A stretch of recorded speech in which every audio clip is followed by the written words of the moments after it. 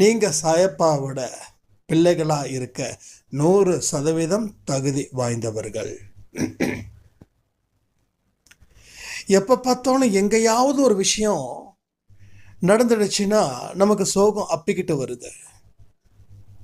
நம்ம குடும்பத்தில் ஏதாவது விரும்பத்தகாத விஷயங்கள், கணவனால், மனைவியால், குழந்தைகளால் பிரச்சனை அப்படின்னா என்ன செய்யறதுன்னே புரியறதில்ல. அப்போ எமோஷ்னலாக கண்களை கட்டிக்கிட்டு நாம் நடக்கிறோம், முடிவு பண்ணுறோம். அங்கேயும் வாழ்க்கையில் தோற்று போகிறோம். ஸோ வாழ்க்கையில் தோற்பது அப்படின்றது நிரந்தரமாக போனதுக்கு காரணம், எந்த ஒரு விஷயத்தையும் அறிவுபூர்வமாக ஆராய்ச்சி பண்ணல. ஸோ மைண்டு பூரா நமக்குள்ளே இருக்கக்கூடிய